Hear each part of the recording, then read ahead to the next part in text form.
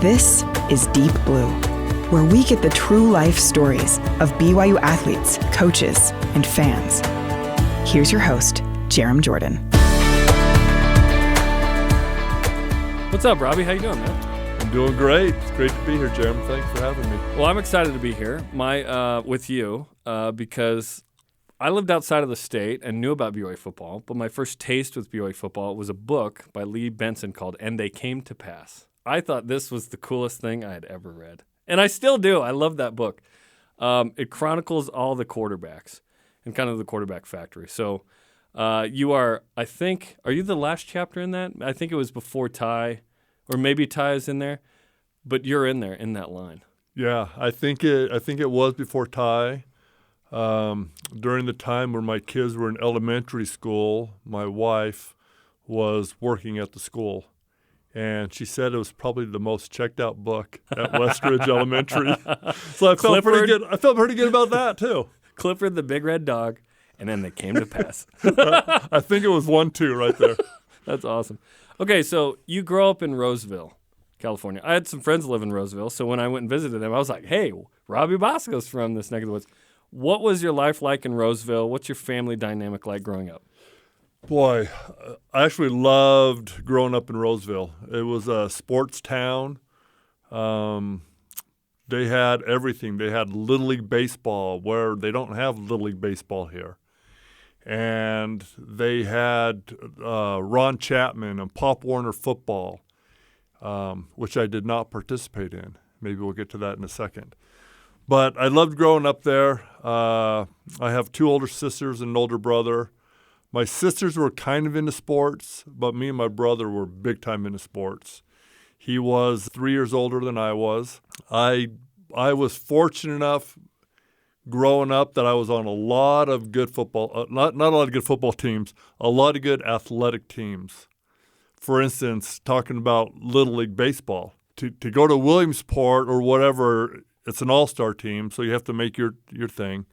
So I made it as an 11-year-old, and then I made it as a 12-year-old. And when I was 12, we were a game away from going to Williamsport. For the Little League World Series. For the Little League World Series. And I remember losing that game. We were down in Southern California, and when we lost, the parents, I think, took it worse than we did. I mean, we were just some kids. It was tough. We wanted to win, but I just remember parents crying, and it was just very hard for them. But that was a super fun experience. I got into punt, pass, and kick growing up, and you can do it for about, I think it was like a 5-year span. No one told Andy Reid this. No. There's a video of him doing this, and he looks like he's 25. I will say this. I remember taking some pictures, and I was tall for my age, but I wasn't big like Andy was. Andy was enormous and looked old, and he may have been 20 years old. That's why he dominated. Andrew Reid. But anyways, for the first few years, I had to go with the division older, and because of the birthday, they went by the birthday, and so I'm like, I couldn't get out of Roseville. I could not get out of my hometown to do it. Then they finally changed it to where whatever age you are, that's the division. So now I was with guys my own age. And so I got out of Roseville. Then I went to Yuba City, and I won there. I went to Oakland, California, and I won there. And then after winning there, I went to a Raider game and did it at halftime. And I won there.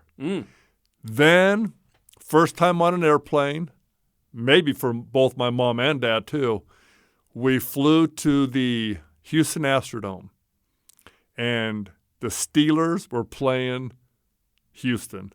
Earl Campbell. What a matchup. Terry Bradshaw. It was amazing. I remember as a little 12-year-old kid, Terry Bradshaw's in there eating breakfast with someone, and I said, "Excuse me, but can I get your autograph?" And the funny thing about that is, years later, when I went to an All-American, preseason All-American in Florida, Terry Bradshaw was interviewing me, and I told him that story. And he just laughed. He goes, that has happened more than you think with me. So that was kind of cool. I lost there. If I would have won there, I think I would have got to the Super Bowl or one of the championship games. But that was a cool experience. So I had super fun playing. Played basketball in high school. When I was a junior, we had a super good team, and we actually went and played. I don't know what the Warriors, what the name of their stadium was, but we played there for the championship game. And it was California is so big, they had a Northern California team and a Southern Cal. So we won the NorCal championship. Oh, that's and we played there, which was super fun. I played golf, was on the varsity team as a freshman, so played 4 years there. Did not play tackle football until I was in high school. And I quit as a freshman because I just didn't like it. It wasn't fun to me. And that was the end of your football career. Robbie, we thank you for the time. Yes. The other stuff is all made up. That really wasn't me on those years. And Have you thought about if you stayed, not playing football, what would have happened in this moment? Probably nothing if I would have quit playing football, because I wasn't really tall enough to play basketball. I think the only team that really talked to me was UC Davis. About basketball? About basketball. Local team. But it was a local team, a small college. But I just wasn't tall enough to play anything but guard, and I just wasn't quick, like those guys are or people are. And so in golf, I was never that good to get a scholarship.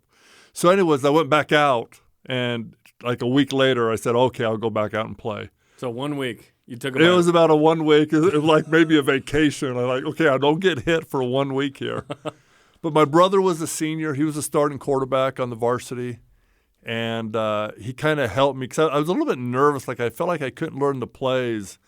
And getting hit stuff was always on the top of my mind. I really didn't like that. But learning the plays and be able to run a team, being the guy, being the quarterback, being the voice in the huddle, I felt my anxiety was like too high, I think, and I just felt like I couldn't do it. So my brother John helped me with all that stuff, and my dad was always good about me in sports. He goes, hey, just go out and do the best. If you don't want to play, you don't have to play.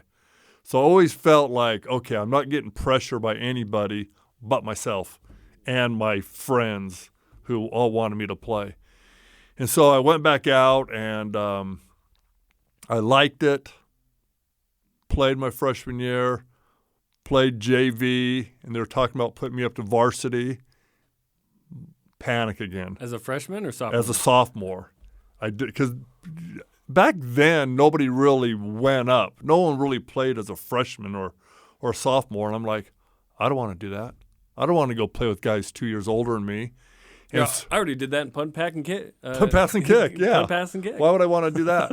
And so I just never. So then I was very nervous about that. They never did it. I started as a junior, then I played as a senior and liked it, and here we are. Did you get over that, or did you always battle sort of those anxieties? No, I got over it. My junior year, we were really good because our senior class hadn't lost as freshmen, sophomores, and juniors. They were super good. With you? No, not with me. Oh, ahead of you. Ahead of me. And so I'm like, okay, I want to be on. This is a team I want to be on because we're good. And so I played on that year, and our nemesis, Placer High School, who won the championship every year. Placer, is probably about a half hour away from Roseville. And they were always dominant in the league, and they won it every year. So this was the year we were supposed to get them. Typically back then, you would have a couple thousand at the games, a couple thousand people at most of the games, and mainly the school and parents and things like that. We went there, and there were 10,000 people. Whoa. It was huge. It was a big stadium? It wasn't like a big stadium. I mean, it was just side to side on both sides of the thing, but it was just packed and people standing around and stuff like that. So we come out and we start throwing the ball like down after down after down, and we're up 14-zip. And then our coach, Bob Jellison, I think got a little bit nervous. Instead of continuing to play like we were playing, we started running the ball. And that's what he was known for. We ran the wishbone in high school, and I hated running the wishbone. You don't like getting hit and you're running the wishbone? Running the wishbone. Jarom, after one time I ran the ball 10 yards, I had to call timeout because I was breathing too hard. I was a quick pitch guy or give it to that fullback most of the time. And so then he kind of went back to playing like that, and we just ran the ball a lot. Had a couple turnovers, and they came back and beat us. So that's the one thing that never really happened in football for me in high school is to beat Placer, and it's not a sore spot at all. But after that year, I started getting letters by recruits and colleges and things like that. So remind me, you don't grow up a BYU fan. Or are you? I really don't know what BYU is. You're not a member of the Church of Jesus Christ of Latter-day Saints at the time, or are you? I'm not. My mother is, and my dad's not. So BYU's not a thing in your house? The only thing I know about BYU is both my mom and dad were born and raised in Helper, Utah. And so every summer... Well, shout out to Jarom Jordan. There you go. And shout out to President Worthen. Oh, yeah, that's right. They're going to kill me if they hear this because I said that one time in front of them. They're like, we're from Helper. So President Worthen is from Price, Utah, where my mom's mom and dad are from Price. And where they lived, President Worthen just lived right around the corner. Oh, wow. So without really knowing President Worthen back then, we would play hide and go seek. We would play kick the can. We would play all these neighborhood games at night. Visiting grandma? When we visited grandma. So we went back there. Do you think he was there? Hanging out maybe? Oh, yeah. Yeah, we talked. Hung out? We talked. As kids maybe? We probably did. We were probably at the same stuff. And we were probably, hiding out playing those kind of games at night. That's fun. But, I didn't really go out of my way to meet new people. I hung with my cousins and my brother and that. But we talk about it all the time. So it's kind of fun to reminisce about that. And so the only thing is driving through Provo to get down to Price. That's what I knew about BYU. You'd see the Y on the mountain. See the Y. Went to a couple BYU basketball camps. But other than that, BYU I didn't know anything about them until I saw them on TV. So when you're in high school, BYU starts to emerge. Obviously 74 and 3 and 74 with Gary. Gift's a big deal. Excuse me, Elder Nelson. No. and then Mark Wilson's doing his thing while you're kind of a sophomore, and then you graduate in 81. Jim you show up in 81. Jim just had the greatest season any quarterback had in college football history in 80. There was 4,000 yards. No one had ever done that, and a gajillion touchdowns. So when did BYU become a possibility? Because I think there's like a signing day story or something with you where it came down to the wire with you and some other national recruits as well. Yeah, so the first I really recognized BYU as a football school was Mark Wilson. And they were playing San Diego State national television. ABC. Al Michaels on the call, by the way. That's right. That's fun. That's right. And I might be wrong here, so Jarom, help me out a little bit. I think the first 3 passes that Mark threw were for touchdowns. Yep. And so I'm like, okay. I could do that. Okay. I mean, this is something that I wouldn't mind doing. I would be interested in going to BYU to play football. And they weren't recruiting me during that time yet, I don't think. They might have been. It would have been your sophomore. That would have been my sophomore year. Okay, so you're not quite playing a ton at this point? No, as a sophomore, I'm playing JV. Gotcha. It wasn't until my junior year that that I started getting letters and being recruited and stuff like that. And so I saw Mark do this, and so I started paying a little bit more attention. And then all of a sudden, here comes Jim McMahon. scoring 80 points, throwing for 400 yards all the time. And I remember very vividly, it was during basketball season. We were down in San Francisco playing in a basketball tournament. In fact, playing this particular game, we were playing against Jack Del Rio, his team. Future NFL head coach. Jack Del Rio came out leading the team, palming 2 basketballs as big as a house. And we're like, okay, it's a little bit different down here now. Let's go. But leading up to that game, we stayed with families instead of a hotel. And so I was the night before or the night of the game, I could watch like maybe the first half of the BYU SMU game on TV. And they're just getting destroyed. I mean, that's not even close. And so we had to leave and woke up the next morning because we had another game and reading the paper. What? How in the world could BYU beat them? It's amazing. And Jarom, to this day, we can watch this game, and I'll say to you, we won't win this time. There's just no way we're going to come back this time. And they keep doing it. We keep winning. But so that was a huge memory. And so when McMahon started throwing yards like that, and nobody was doing it, I mean, in the back of my mind, that's where I wanted to go. Because of the passing. Because of the passing. Why did BYU recruit a wishbone quarterback? That's pretty awesome. It was. Did you throw enough to show what you could do? The one thing about Bob Jellison, who was the head coach, he saw my potential in throwing the football. So before, where for a season, they might have thrown it 15, 20 times. Oh, my gosh. For a season. I'm not kidding you. 2 or 3 times a game. Yeah. They never – it could be 3rd and 15. They were running the bone. And if they didn't get it, they would punt. And so I actually threw it a little over 200 times. Okay, then. The 1 year. And so – would you still line up in the wishbone? Just throw it? Yeah. Okay. Oh, yeah. We would fake the wishbone, drop back and pass. You're doing RPOs before RPOs. We were doing RPOs. Run, pass option. Yeah.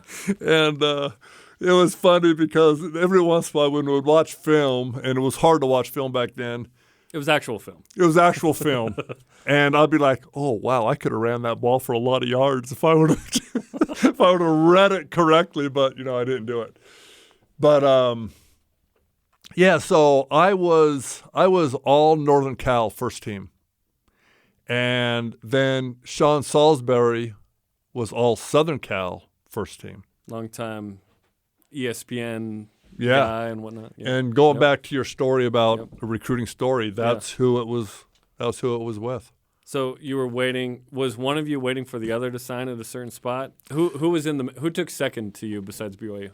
So BYU won, obviously. So I turned down probably 4 or 5 schools because they weren't throwing the ball. I wanted to go somewhere where they threw the ball. And that was my strength. I felt like that's where I could help a team if I got the chance to play because I didn't know how good I would be or if I would just like stink when I got to a college. And so the schools I turned down, they may have thrown it like 10 times a game, 15. That just wasn't a lot. So BYU was a choice. San Diego State was a choice. Doug Scoville, who was the offensive coordinator at BYU for all those years, just became the head coach at San Diego State. So we're thinking this might be BYU light at the time, right? And I remember going on my official visit there. Well, let me tell you the other team. And the other team was Cal in the Pac-10. Stay in the Bay Area. Stay in the Bay Area. My parents are coming to every game. It's close. They threw the ball a lot. Their quarterbacks were getting a chance to play in the NFL. And so I thought those are 3 great choices. I've always been a homebody. I didn't need to do 5 trips. I didn't want to do 5 trips. I didn't really want to do any of them but you have to go do that to check out the schools. And so not being a member of the Church of Jesus Christ of Latter-day Saints and Sean Salisbury being a member, in my own mind, I'm thinking, if we both go to BYU, he's going to get the chance first. I mean, I didn't want that. I didn't mind competition, but in my mind, I'm thinking, oh, he'll get the first chance to be good before I will. It won't be a good competition. Because he's a member of the church? Because he's a member of the church. Oh, that's how you felt. That's how I felt. And that's definitely wrong. I didn't know how coaches think and all that stuff, but that's how I felt. I didn't even think I knew McMahon was a member or not. And then you got to know Jim. And then I met Jim. Like, man, I could have committed a long time ago. They don't actually care. Well, it's like, wait, they don't care who plays here. They just want to win. And so, anyways, so I made my mind up. I was not going to decide until Salisbury decided. And if he would have went to BYU, I more than likely would have went to Cal. And that might have been, that would have been a different environment for me. Because even though I wasn't a member of the church, I didn't do a lot of partying. I didn't do a lot of stuff like that. And when I went on my recruiting visit there was a lot of stuff like that going on. So I kind of waited. And I can remember Tom Ramage. He stayed at the Ramada Inn right next door to McDonald's. And that's where he stayed for like a week or 2 weeks straight. Waiting for you? Waiting for me to decide. And he'd call me up and go, I don't know. And he knew the reason why I was saying no.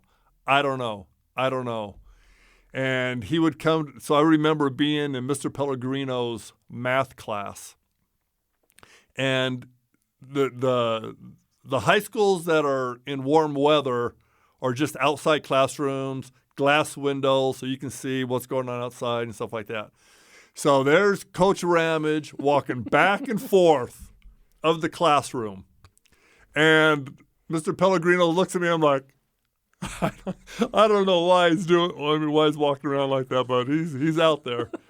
And so then he's going back and forth, and all of a sudden there's a tap on the window, and he's waving me out there. And Pellegrino was like the JV football coach, so he was he's all about it. He's all about it. He totally gets it, so it's not bothering him at all, and he loves it. And so he goes, so I go out there, and he says, Salisbury's going to USC. And then I just get I got a little bit teary-eyed because I got a really good relationship with my dad. So, because my dad's helped me through a lot of things, and in sports especially. And so I said, I'm coming. I'm going to go in the football office to call my dad right now. So that was my first call.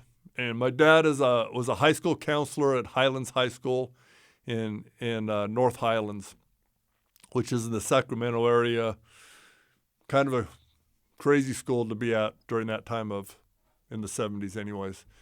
And so he was just like, all right, let's go. So told Ramage that. He came to my house that night. We signed, and then I was off to BYU. Tell me about the relationship with your dad. What did he do that helped you so much, and how did that shape you? He was just a natural coach. Everything I know how to golf was my dad. My dad gave me lessons. How to shoot was my dad. Show me how to keep your elbow in, whatever it may be, chest passes, working on the little things that you don't do the little things when you play pickup games. Playing football. When I would do football, he would put on gloves and just catch balls. Whatever I needed to do. He didn't run routes. Was he a good receiver? He was a pretty good receiver. Good hands? But it wasn't too hard when he just had to put his hands right there. Punt, pass, and kick. And my mom, too, here. They would go out I practice. My problem was I wanted to always be the best. So I would practice like crazy. Punt, pass, and kick would go in the front yard, and I would ball. And a football doesn't bounce right to you. So my mom's chasing balls. My dad's chasing balls. They're getting the ball back to me. I might shank some. They're diving over cars so I don't break the window, and they're knocking them out of the way. And so my dad he would do that all the time. And and play with me. And at that time when I was little, my goal was to beat my dad. I couldn't do it until I probably got into I was pretty young. I was probably in the 6th, 7th grade when I beat my dad. And so, I mean, that was he was just always there for me in high school games. Like when I would get beat trying to play defense, coach wouldn't call a timeout and say, okay, Rob, this is what you're doing. I'd look up at my dad, and he'd be up there shuffling his feet like, you got to move your feet. You can't just stand there. You got to move. And so I always found my dad. Everywhere I went and whatever I was doing, I listened to him and his counsel, and I just love my dad. Just everything he did for me. That's awesome. And I know your brother pretty well, John, because he was the high school basketball coach at my high school. That's right. Now, I wasn't good enough to make the varsity, but my sophomore year, he wasn't over this, but I'm starting half the games. I average 1.9 points. I'm terrible, but I love basketball, right? That's awesome. He's the varsity coach, and Copper Hills pulls off this incredible run to the state championship that I can name all the guys on that team, and that meant so much to the school at the time. That was an incredible run, and I always knew, this is Robbie's brother. In fact, when my mom was single and John was single, they almost went on a date. Wow. Did you know that? Have we ever talked about this? You could have been Uncle Robbie. I think you told me about that, so, that would have been great to be related to. That would have been amazing, yeah. So, yeah, John was a good dude, and, that was awesome. You said he was 3 years older than you, and he was the starting quarterback? Yeah. And helped you And he develop. he was a wishbone quarterback. He's probably 5'10", as you know, and bigger than I was. I was a little skinny guy, or tall skinny guy, I guess. But you know what? A lot of people, I think, with the way our careers went and everything, would be jealous. And he was from the get-go, my number one fan. And I can remember playing at Placer, and we went ahead 7-0 at the high school game we talked about. We went ahead 7-0. I'm running off, and he's out on the field high-fiving me. 14-0. He's on the field high-fiving me. He came to BYU after a stint playing junior college ball, and he's one of the managers for Holmgren, taking stats down of what we do.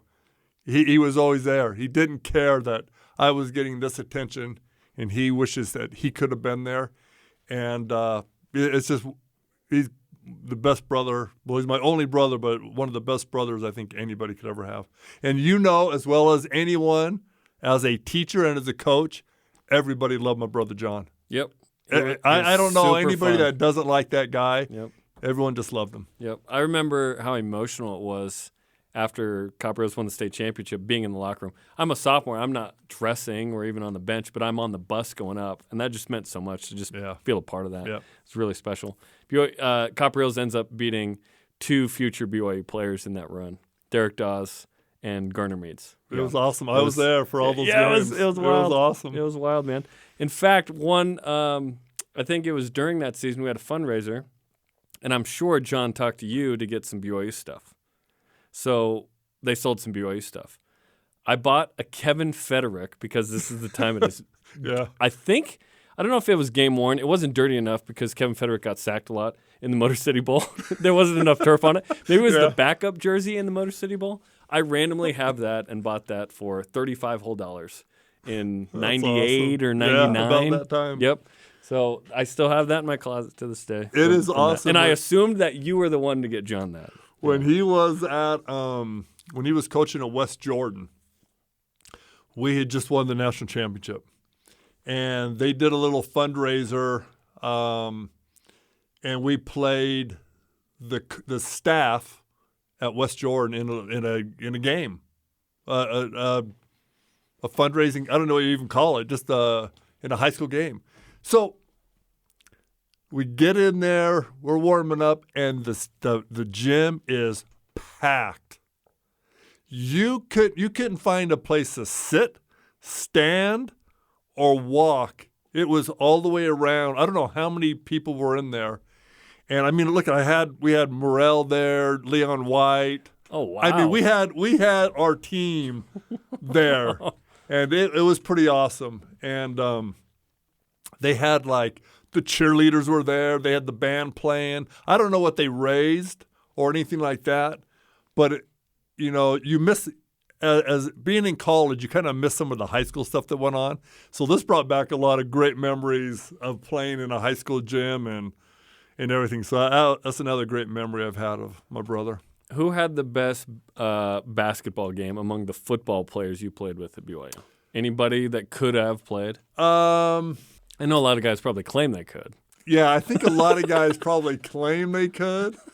Man, that's a good question because nobody was really – I mean, there was just a lot of good athletes and a lot of good players that way, but nobody had, like, to be a really good college player, nobody really had that kind of height or crazy handles, dribbling or stuff like that. So it was just a good mix of a lot of most of them were probably their best player on their high school team. Sure.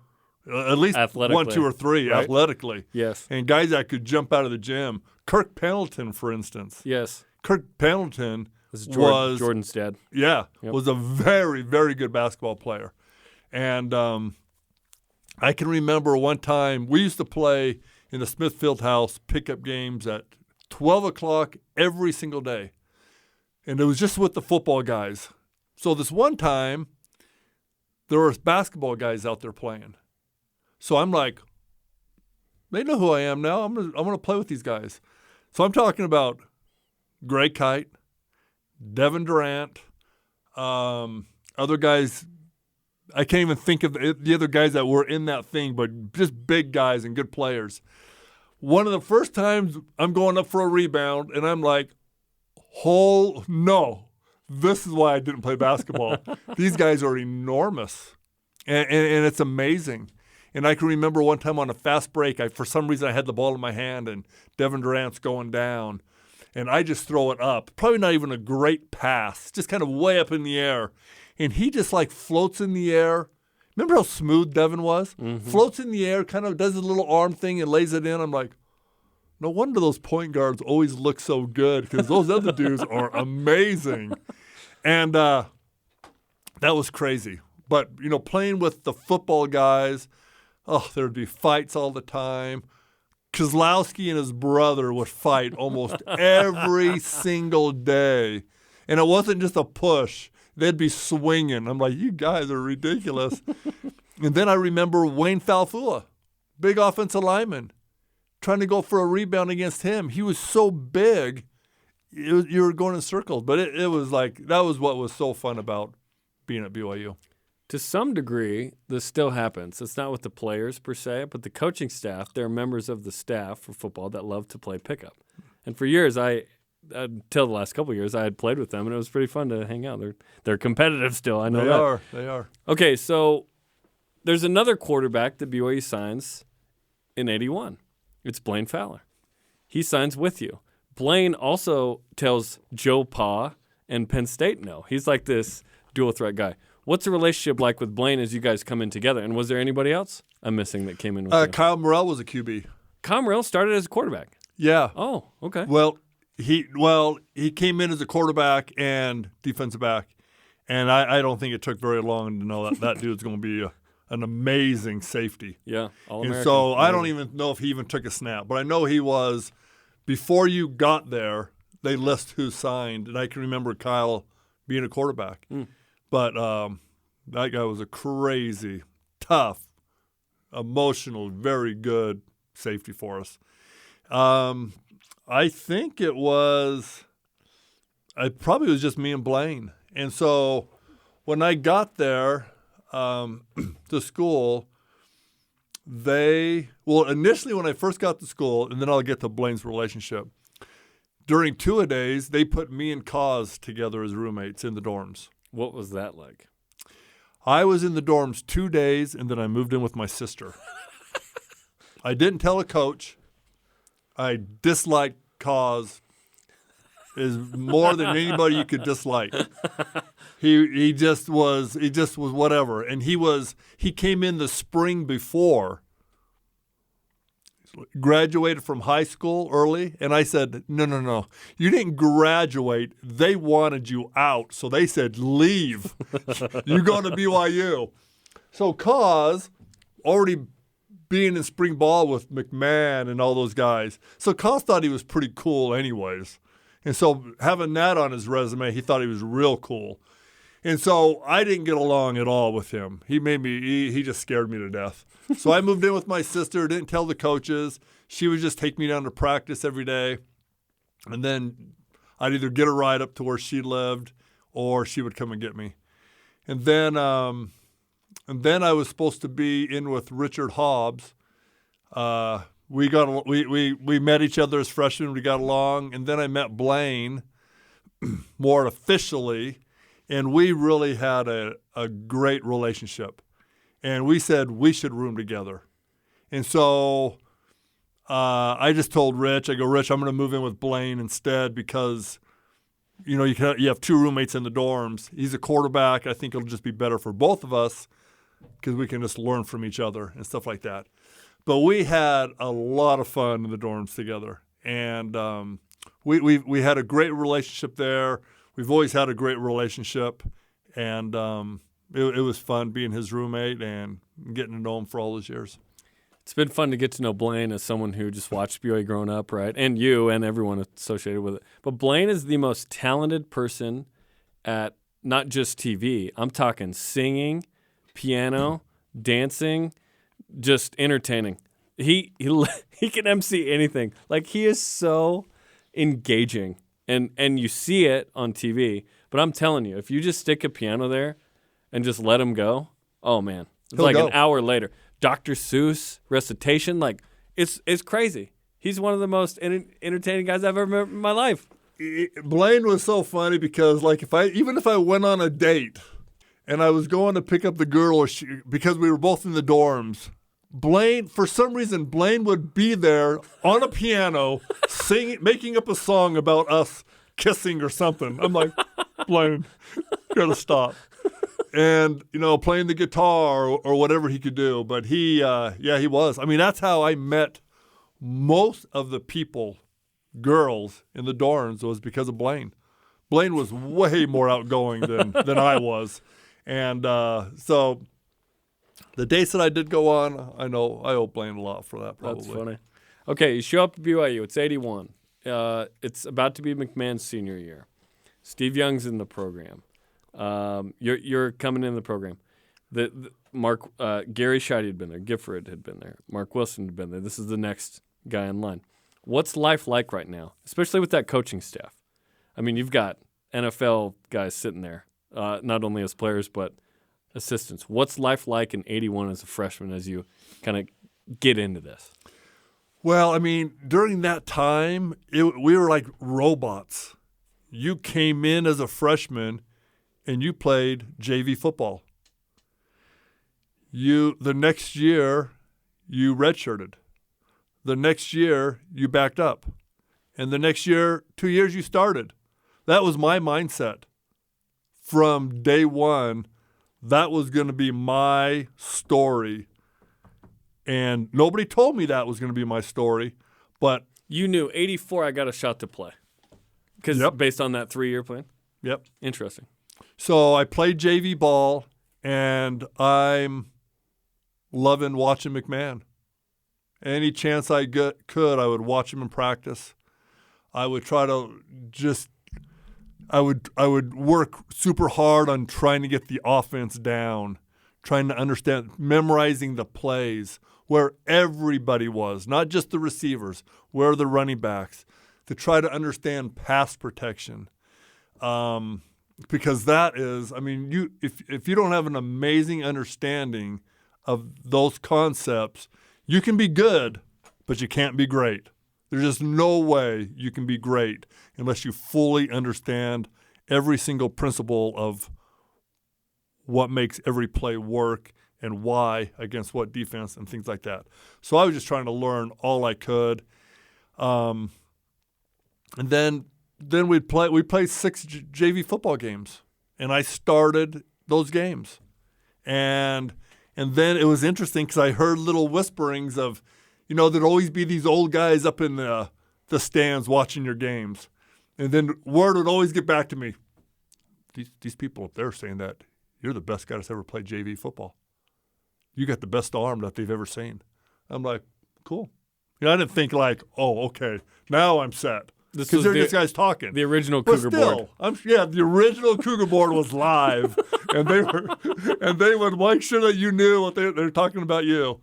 So that was that, and that was super fun. I mean, we had a decent team, but like a lot of the really good players, the Morels, Kerry Whittingham came in with him, Leon. Those guys didn't play because they played on the varsity, or probably on special teams and stuff like that.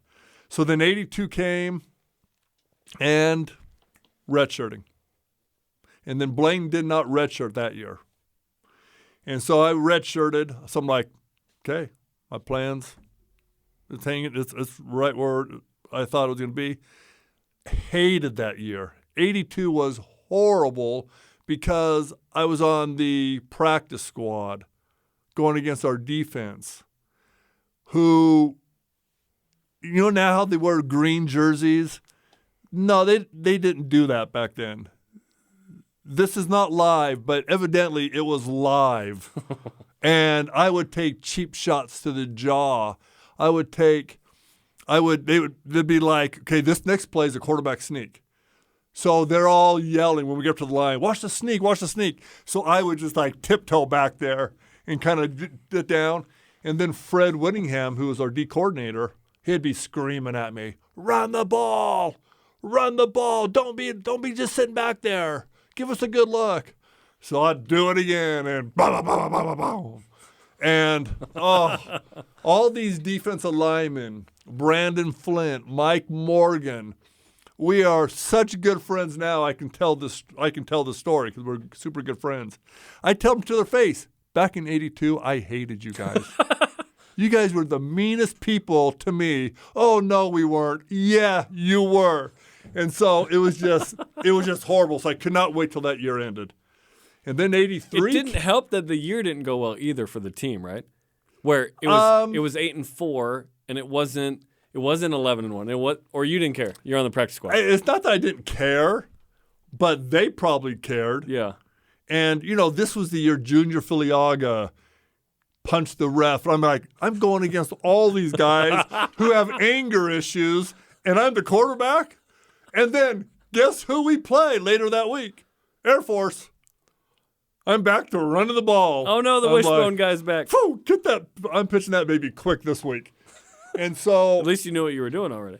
But it was super. What was super fun? I can remember Todd Shell telling me, because he was a linebacker, starting linebacker, future first rounder. He's like, I don't know if you ever realized this, but you shredded us during practice all the time.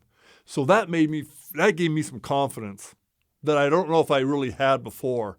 That, all right, okay, let's go. When I get my turn, I'm going to keep doing that. When it's the old guys, whatever. When it's Todd Shell, it's something. Yeah. Yeah. I mean, look, Todd Shell never hit me. These D linemen. So you like him? These D linemen think differently. And so I hope they're listening to this podcast because I want them to hear that story again. So anyway, so that was awesome. But then 83 came, and it's not cut and dry Steve Young's the quarterback. I'm in the battle of in spring? In spring. Okay. Of who the quarterback's going to be. And, I'm doing okay. Everyone's doing good. But we had a ton of guys. Jim Gimbel, Eric Krasmarsik, me, Steve. Blaine was redshirting that. He ended up redshirting that year. So when it's not automatic that Steve Young's just the guy, right? Are you in a quarterback battle there? Yeah, so this is 82. I played my freshman year, 82, and, they're not sure if Steve is the guy or not. Steve, he hasn't had a lot of playing time. He played a little bit as McMahon's backup. But there's some hungry quarterbacks. There's me, Jim Gimbel, Eric Krasmarsik, and Steve. So we're getting good time together. Steve may be getting a little bit more reps because they're thinking this guy because Steve could run now. So he added another dynamic dimension that none of us had. And so, but we all threw the ball just as good, if not better than Steve. And so they finally named him the backup. I mean, the starting quarterback. And whether they were going to redshirt me or not, they hadn't decided yet. So we go to Georgia. And I'm feeling like I'm going to be the backup. We go to Georgia. Steve throws 5 picks in the first half. I got to give him one more. May have only been 4. But Steve, for you, I'm going to give you 5 picks. And so in my mind, Jarom, I literally said, I'm going to play this game. I'm going to play this game because they might have been right. Maybe Steve can't play. And so then Steve comes out, settles way down, and I totally understand those first game stuff, and against a very good Georgia team. I mean, I went through the same thing. And so we actually should have won that game. We got one of the worst spots in college football history that gave Herschel Walker a first down, but there's no way he made SEC. it. SEC. 17-14. They end up finishing the year ranked 4th in the country. Herschel Walker. Wow. That's an incredible Georgia team. You guys almost win. We almost Tom win. Homo has a pick 6 in this game. And Tom had a pick 6, and the way we started, we had no business being in that game, but our defense was good, and then second half we settled down, and Steve played much better. Next week we play at UNLV. They're still not sure what they're going to do with me. Do we need him to play? Do we need him to be ready? Is Steve our guy? No, now we're good to go. In fact, Blaine is in the same picture with us because this is 82 after our freshman year. And so we go to UNLV, and I don't think I'm going to redshirt. I think they're going to have me. You're going to be in the mix. They're going to be either I'm going to be the backup or I'm going to start in 82. So finally, we get through UNLV. They have to decide, because it's not like the rules now. They have to decide, so they go, okay, Steve's our guy. Steve's good. He's plenty good, and we're going to redshirt you and get you ready for down the road. And so I can remember that summer, I'm at home. My dad comes in to the bedroom to wake me up. And he's like, this may have been 83. He goes, you're almost just became the quarterback. I go, what do you mean? He goes, Steve Young just got in a rollover, and the person in the car didn't make it. But Steve did make it. And so he talks about this in his book. Okay. And how it was really traumatic. It was traumatic. Yep. I mean, it was not a lose a little control. His car was rolling. He was lucky to survive, and the woman with him did not. Did not survive. Yeah. And so I was so grateful that he survived it, and he made it. And, and then, 83, come to 83, I'm backing up Steve now. And one of the great college performances in the history of the game was his season he had in 83. Super good. The Baylor game, the opening game down there, super disappointing. I would have to actually watch the game again to give more feedback on the game. But it was a game I think we could have easily won because we were loaded. And what I appreciated about that team is I got to play a lot. New Mexico, I was 7 for 7. Utah State's one of the great games for me because Steve, in the first drive down, he got a concussion somewhere during that drive, and then he did what we call a naked to the left. He faked the handoff and rolls out to the left, and David Mills was wide open in the end zone. So open you can't even believe it. And he overthrew him. So I think they brought him to the sideline. They're like, you're not right. Are you okay? And I think he felt a little bit dizzy and woozy and stuff like that. So I get the call. we're down 7-3 in that game, and they just scored to go ahead 7-3. And then, in fact, no one even knows I'm playing. Jay Monson's announcing the game. 4 plays later, that's Robbie Bosco playing. I think he's been in there the last few plays. And it's funny, he didn't even know. But I can remember. Steve suddenly threw right-handed. Steve suddenly, no. So I go in the game. My first pass is a 60, we call it 64. It's an out to Kozlowski. Out, he made that guy miss. He runs another 10 yards down the field. Rumi, go deep. Yeah. I probably liked him a little better during this time. We became best friends down the road. Then Eddie Stinnett ran like a 60-yard run, which was huge. So we get down there, and in more ways than one, this play has become a special place in my heart now. But we're down there on about the 3-yard line. I do a fake handoff, roll out to the right, and I throw a touchdown pass to Gordon Hudson. It was my first collegiate touchdown pass ever, and it was Gordon Hudson's last touchdown pass ever. Because he gets hurt is it this game? He gets hurt in that game. Oh, tears his ACL. Someone rolls up on his knee and tore that, and he never played in college again. And it's like the 8th game, I think, and he's still a consensus All-American. He had 44 balls. In fact, I think before I threw that one, I think they said he's 2 touchdown receptions short of some amazing record. Probably tight ends, touchdowns, or something at the time. But played 8 games, caught 44 balls or something like that, and was a consensus All-American again. You would never see that today. That through 8 games, that guy would be a consensus. As soon as the guy gets hurt, they're done. Yes. It doesn't matter. And so that's amazing you remember the catches. 596 yards and 6 touchdowns. Yeah. Nowadays, you're like, Nowadays. But then, those were nowadays, monster numbers for a tight end. Yes. And that's pretty cool. Your it's first awesome. one, his last one. Yeah. So me and Gordy were for some reason, he kind of took me under his wing as being younger than him.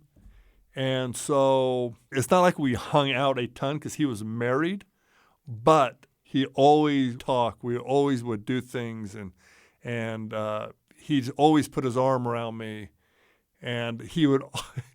This is Gordy goes, "You're better than Steve Young." So and he and Steve were tight. Steve were tight. Yeah, they were best friends, and but we always had kind of that. It was kind of a cool relationship, and I always looked up to Gordy, and it was sad to see that he passed away and stuff like that. But yeah, passed away recently, and we're thinking about Gordon and the amazing career he had. Man, he was so Spencer and I did a show. We call them the reviewables. We look at a game or a season or a guy or whatever or a girl. We did the '83 football team. Spencer made the argument that that's the best team in BYU history, even better than '84. And his argument was strength of schedule. So beating Air Force and UCLA that year, 2 top 25. Final AP poll, not at the time.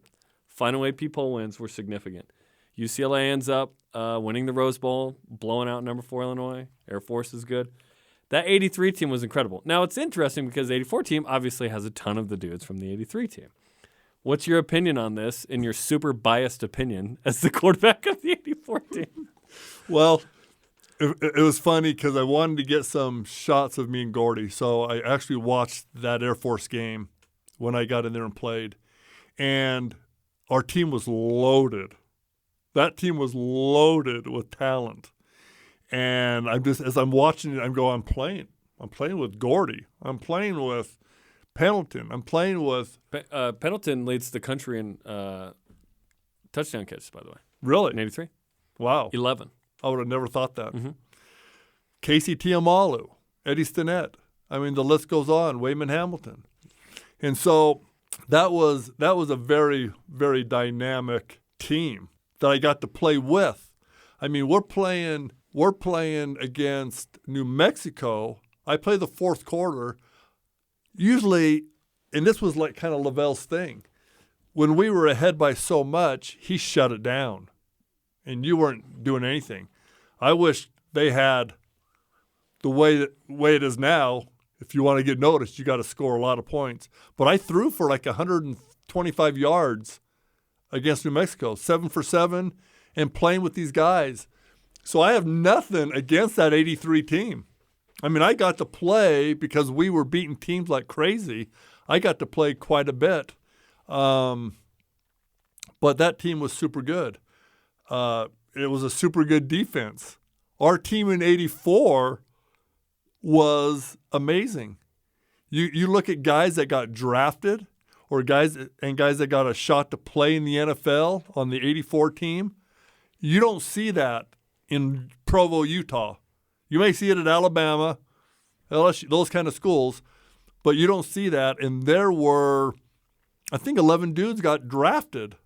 And guys played in the league for a lot of years. Yep. Govea, Leon White. I mean, these guys all played, but it's kind of it's like the same team both years. Yes. That's why it's a fun, weird, interesting, awesome It really is. conversation. We lost, me and Steve replaced QB, tight end. Dave Mills played in the 83 team, but you're not Gordon Hudson. We lost some receivers, but we had Cause. Cause has already been a 3-year starter. Our offensive line, everybody was back except for one guy. And that was a loaded O-line. I was lucky to have that O-line as my first year because they were good, they were experienced. Trevor Maddich and Robert Anai and all these guys, right? They were so good. So I don't really have an answer. Our defense was so good. Our defense was ranked in the top 10 that year. And we were good. Let's talk about the Commonwealth play. Where are you standing? What did you see? And what do you remember from that? Because that's considered the greatest defensive play in BYU history, and it should be. Oh, yeah. And maybe it would be in the top 5 of probably all time in college football maybe. Right. The timing, all of the above. I think I'm standing on the bench. Elevated So I can get a great look of what's going on here. And I can't watch enough of that play because it is remarkable. I mean, just before he takes a snap as a quarterback, I would be like, I'm not going to snap the ball right now because that guy's going to hit me. I'm going to duck because he was in the air before the ball was snapped. So I don't even know what the quarterback was thinking on their side. And so, but it was a game changer. I mean, when you go undefeated at anything, there is a lot of luck involved. I could go down these. We could have lost 4, maybe 5 games just as easy as we won them. And so, but people, I guess as far as from a football point of view, what I am most proud about all my teammates is when it was time to step up, they stepped up every single time. They made plays when they had to make them. And that's the beauty of that 84 season is there's a donut in the loss column. Whatever you had to do to win, it happened. The Pitt game is talked about a lot. Number 3 Pitt, road game, first live college football game on ESPN. Much is discussed of the first couple of passes, and Lavelle talks to you to try and calm you down. They even bring Blaine in to throw a ball right on that first play. When did you kind of settle into that game? And then you throw the game winner to Dennis Haysbert, the actor's brother Adam. He catches the game winner, and now you're on the map. Because in 83, BYU finishes 7th. Steve's 2nd in the Heisman. You guys are a big deal. You're a big freaking deal. But then you go unranked, mainly because they're not sure how good you're going to be, probably, right? No. And then you beat Pitt, and boom, you're into it. That's exactly right. I mean, going into two-a-days. Two-a-days are so different than they were now. I mean, we scrimmaged. We went nose to nose with our defense. And frankly, we struggled. I didn't know how good our defense was going to be. So as I watch now when teams scrimmage, I actually like when the defense dominates. Because of the defense, because I already know we're going to be good. I just don't know how good. And then I'm thinking, man, I'm having a hard time completing balls against our defense. But our defense was really loaded. So going into that Pitt game, they were another team that was highly ranked. They had all these great players coming back, and we're traveling there. What's it going to be like? I was scared to death, Jarom. I actually didn't even want to get on the plane. It was the night before. I laid in bed, and I kind of started crying a little bit, thinking, man, I don't know. I just don't know if I can do this, if I can handle Mark Wilson, Jim McMahon, Steve Young, all that success. My initial goal was to become the starter, but my second goal was to win the WAC championship. We had won like 10 in a row, some weird number, thinking I'm gonna be an asterisk of the first quarterback not to win the WAC championship. So that was like on my mind, and just being able to play at that level. These guys, McMahon, 80-something records, Young, the $40 million boy. I mean, it was insane. You would have settled for 25. I would have settled for 25 and left. I would have been so good. And so we get there, and I'm feeling okay. There's nothing. Well, I'm super nervous though. Super nervous. In fact, just like you mentioned, my first 3 passes were so out of character of anybody, even in Pee Wee football, to throw that bad of passes. I was just all over the field, not really feeling like I knew what to do. And Lavelle just told me, don't worry about it. You're the guy. Don't look over your shoulder. You're gonna play. You're gonna be doing good things. I rewatched that game about 3 months ago, just to remember it. I played horrible, and I'm talking about the whole game. I just didn't play good. I don't think I ever felt comfortable being in the pocket. I don't think I ever felt comfortable anything. I'm laying on the floor of the plane to go home because I can't sit down because there's something wrong with my back. Chris Dolman, another probably 15-year All-Pro at Minnesota, hits me. I got a big old something on my back that's about the size of a softball that's coming out of my back. Like a knot? It's not a knot. It's like soft, so it's blood in that thing. Oh, interesting. And so I can't even sit down. Lavelle, I can remember laying on the plane floor. Once the plane took off, I got down there, and I can remember Patty going to Lavelle, can you scoot over and give him some room? And it was hilarious because, here's the head coach, and Lavelle kind of rolls his eyes at Patty and everything. I mean, everyone's in a good mood because we won the game. But I went in the next week not knowing if I could even play because my back was this. So they had to go in, I think the next day, lance it, get all the blood out of it, and it was super sore. Like I had a hard time, walking and stuff like that. So we kept it very quiet so Baylor wouldn't know that I'm hurt or whatever. But evidently they knew because whenever they tackled me, man, they put their arms around me and just squoze as hard as they could. And I'm just like, like, okay, I don't want to act like this hurts too bad. But I'm so the injury thing, not playing great. We won the game, yeah, super fun. But, man, am I going to be able to sustain this and play and be good?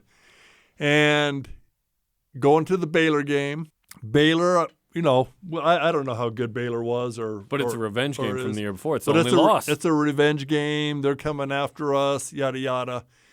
I throw 5 TDs in the first half. And I'm like, I'm ready. As far as me, the team, our swagger was almost relentless. It was like our swagger, we were better than what we probably were. We felt that confident about everything. And from that, after that first half, I knew that I could play. I knew that I could lead this team. I knew that I could make all the throws. And so I felt super confident after that game that I could do what I was supposed to do. Let's fast forward to the Holiday Bowl. Michigan's a team that was ranked in the top 5 earlier this season. They'd kind of stumbled to the end, right? They're 6-5 coming into this game. Jim Harbaugh's in a sling on the side. He was the quarterback, but he was injured. They're not the same Michigan team, but it's still Michigan, right? There were other teams that were asked to participate in this game, but they said no. So you line up against who you can line up with. You get hurt in this game. When did you get hurt, and what happened to your knee, right? It was a few things. So it was in the first quarter. I can remember throwing an out to Cause. Completed it, by the way. And so Hammerstein, their defensive end, came around the corner. I got the ball off, and I'm just kind of standing there.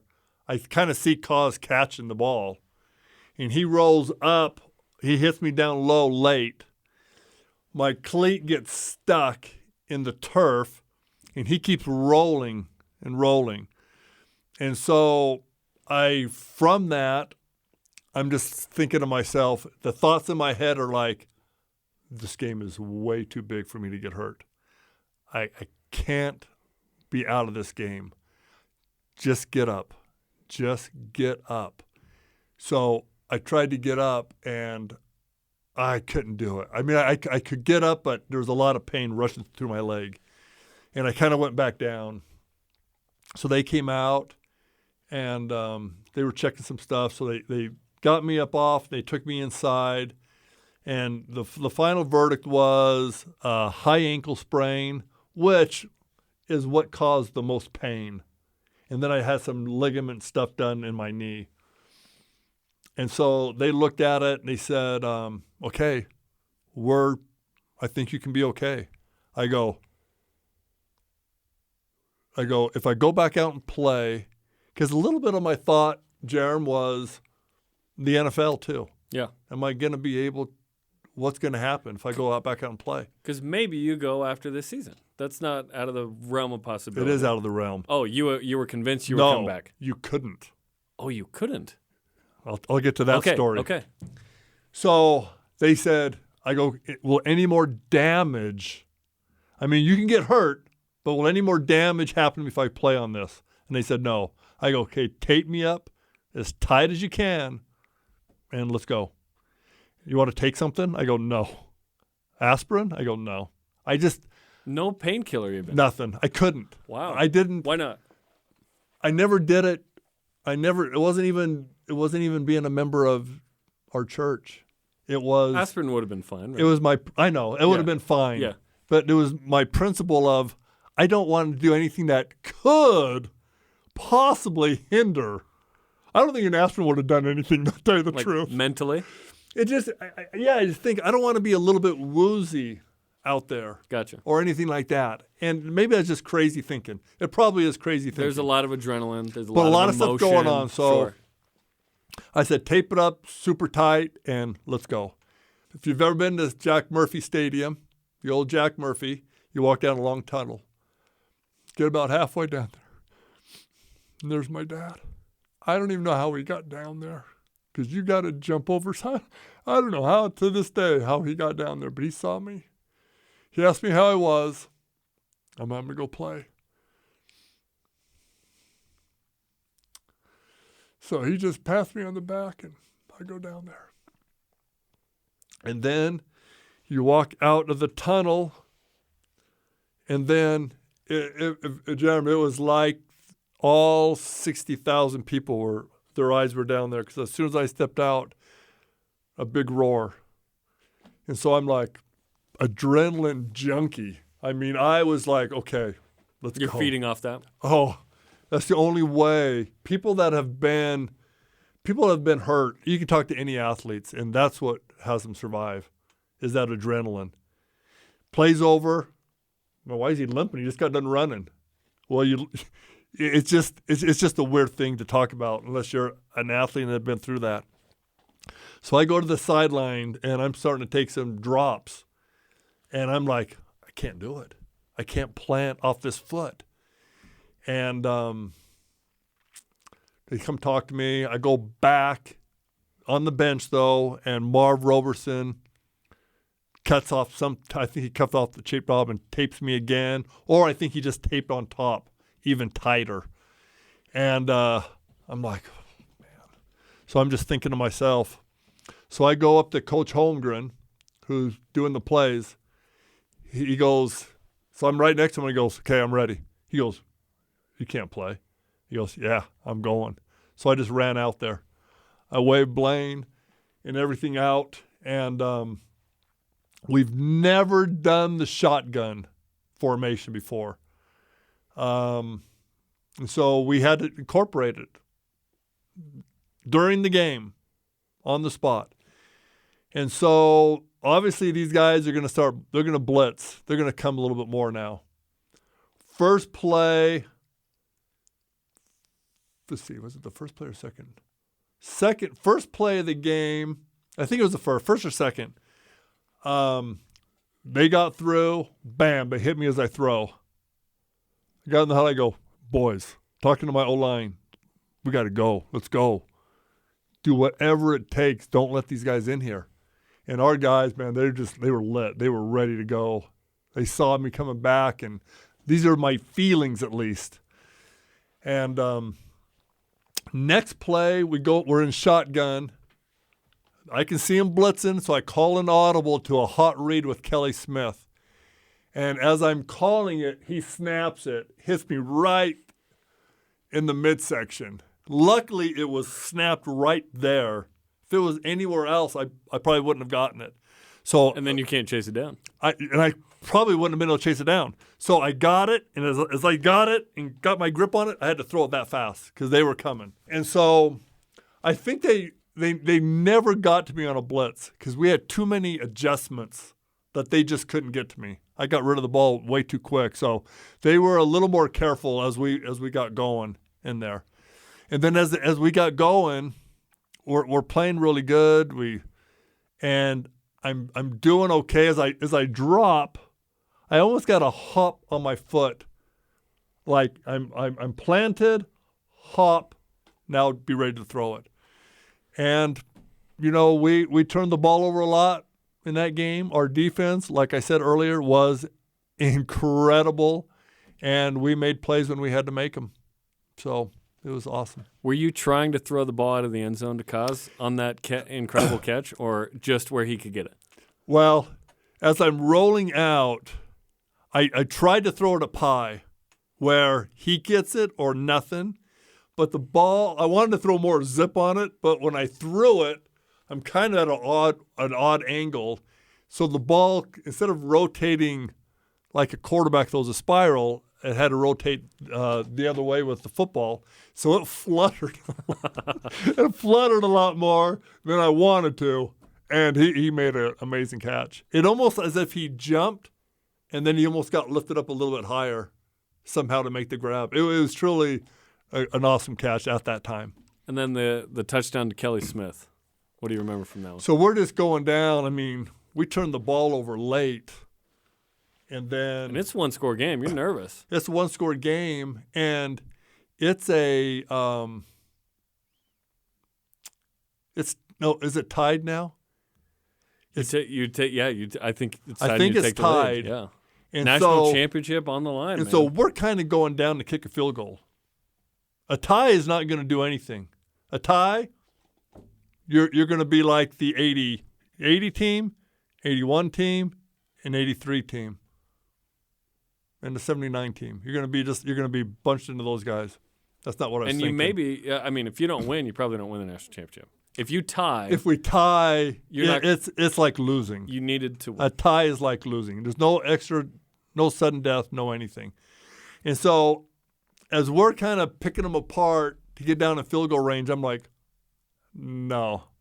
I tell the team, we're not gonna try to kick a field goal and leave it up to a snap, to a hole, to a 79 missed a field goal that cost them a good kick. Yeah. I have no issues. Lee Johnson would have made the kick, but we weren't going to do it. So we're going down there, and they're starting to blitz a little bit, so we're having to throw some quicker throws. And then this last play, Kelly Smith, once again, is just on a little 5-yard route to get even further down to maybe do some shots at the end zone. And they don't blitz, but they bring some rush up the middle, and they get by both of our guys. And luckily, our guards got enough of a piece of them that when I stepped up, I was kind of able to step up a little bit sideways. And they both got hands on me, but not enough to grab a jersey or grab me. So as I broke through there, I have 2 linemen ahead of me, and I'm right here running. Now my 2 options are to yell, go, block for me. I'm going to get what I can get. And all this is done quickly. I mean, you have no time to make decisions in the game of football. And so then at the corner of my eye, I see Kelly Smith turning it up, and bam, I just rifled it over there. And the lineman just kind of, they kind of stopped, I think. And Kelly, I mean, his initial was he bobbled it, and then he made the catch, and it was pretty awesome. So you don't find out you actually win the national championship for like a week or 2, right? So this is pre-Christmas. This game is December 15th probably.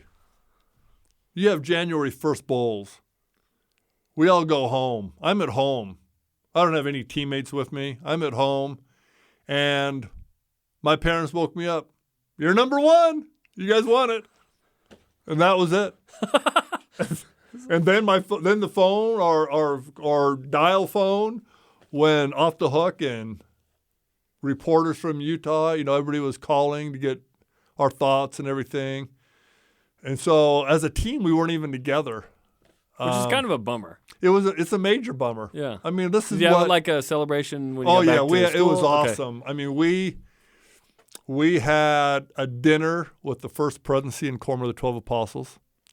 And then we had a huge, the Marriott Center was packed. We had a huge, like a pep rally kind of thing. It was it was packed, and so they introduced the team. We had President Hinckley there, and some of us talked or answered questions. They had a mediator there, and so that was a lot of fun. And then they had a big parade down University Avenue.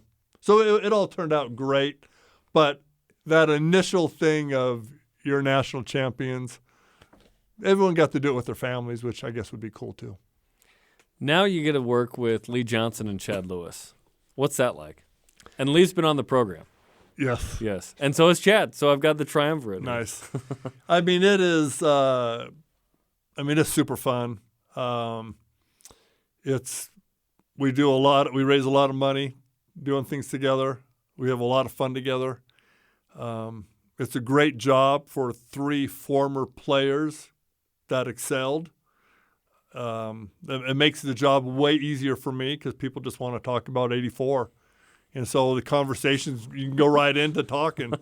Then it's like, hey, we need some money too. And so, but every day is different. LJ keeps us going, keeps us laughing, and he's just hilarious. So we're all super good friends. Our wives are all good friends, and so that makes it great together. Robbie, I could talk to you for a million years. There's a million questions I still want to ask, so maybe we'll do a part 2 down the road, but this was a ton of fun. Thanks so much for the time. Yeah, it's great to be here. Thanks, Jarom. Okay, that'll do it for us. Listen to previous episodes on the BYU Radio app or where podcasts are found. For producer Tanner Graff and Robbie Bosco, I'm Jarom Jordan. You've just listened to Deep Blue on BYU Radio.